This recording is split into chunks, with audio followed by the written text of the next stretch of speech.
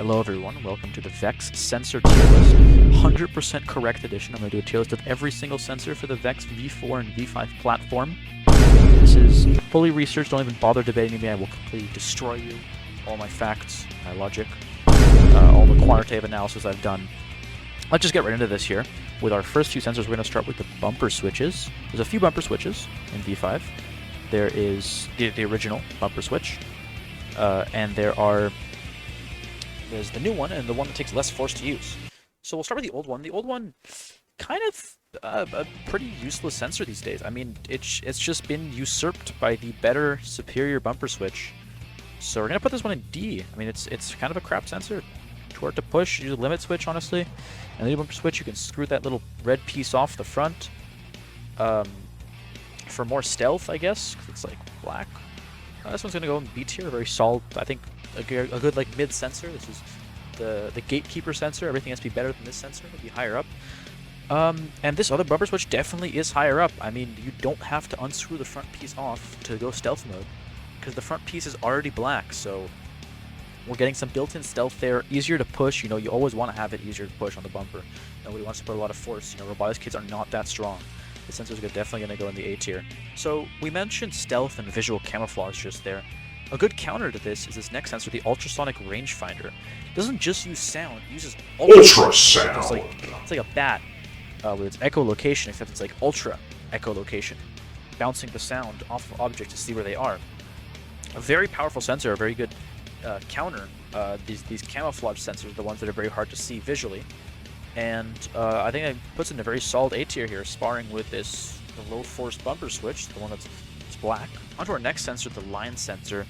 This sensor is kind of fallen out of the meta these days. We're moving to like more three-dimensional robots, no more line bots. So it's gonna go down here in the D tier. A pretty crap sensor. Doesn't really do much, doesn't get much done. Completely useless, honestly. Now for seeing 3D things, you're gonna want this next sensor, the vision sensor. This sensor, very, very useful. Honestly, kind of outshined by the ultrasonic rangefinder, other than the fact that it uses machine learning technology. Easy S tier. Next sensor is the V5 Robot Brain Touchscreen sensor. A very useful, powerful sensor, has some applications in the metagame, but it's honestly just kind of unusable in the game because it's covered by this plastic, the plastic protector for the brain screen, and I never build my robots in a way that I can access it. So this sensor is going to be in the useless D tier. Onto our next sensor, the optical sensor. This sensor is a bit of a special one because it has a lot of uses. It can do ambient light detection, color, proximity, and gestures. All these different uses. Very, very powerful sensor. Color detection works best when the object is closer than 100 millimeters. This sensor really, I think, is one of the most versatile sensors in the VEX repertoire here. And so for that, we're going to put it up here in its own tier. It's going to define its own tier above the S tier, the O tier, the optical sensor tier.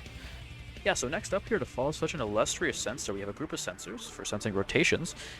We'll start with the optical shaft encoder. Optical shaft encoder, a bit of an old sensor, suffers that old VEX look, bad stealth, kind of a mid sensor, outshone by its cousin, the rotation sensor. Can take in the big axles, sense the rotations. This is going to be another A tier sensor, does its job very well. Very powerful sensor in the game. This is the potentiometer. The potentiometer, honestly, I think is just kind of, again, outshone by the rotation sensors. It's not as much because it does have that stealth, so even though it's not really doing that much, you can kind of get out of the way. And finally, the built-in motor encoder. As I said, built-in to the motor. That's very good. Big brownie points. You don't really need to tack anything extra on there. Can sense the rotations. It's a shame that it fucking sucks, though. And so this one's going to go below D tier, actually. I'm just going to get it out of here. Bye-bye. Next up, the light sensor. This sensor, another sensor that's kind of obsolete. All the stuff it does is just already done by the optical sensor. So it's going to go into C tier for their obsolete sensors. Speaking of light, the battery sensor, the sensor that tells you how much battery you have left, has lights on there to indicate itself. I think this is a very solid sensor. Kind of mid, though. Doesn't have too much uses in the game, so I'll put it in the B tier. Next up, the controller sensor for the driver input right here. I really rate this sensor. I like this one a lot. I think I'll put it in S tier. It just does so much. It has the usage in the game for controlling the robot, has usages outside of the game, selecting all your programs. It's a nice little screen, the user feedback, looks pretty, very nice sensor. After that one, we have the distance sensor.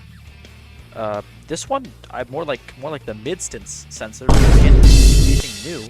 looks the same as the optical sensor, one of our best sensors up there, does the same thing as the ultrasonic sensor, just not as well. Put that in the C tier. It's just worse. It's worse than all those. Okay, inertial sensor.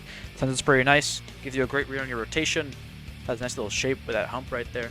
But no machine learning technology. And for that, it's going in the C tier. Alright, up next, the C-channel sensor.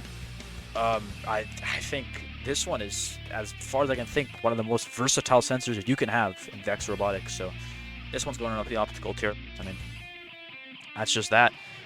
And I think... Oh yeah, the pressure gauge is the refs use at comps to bust me for overpumping.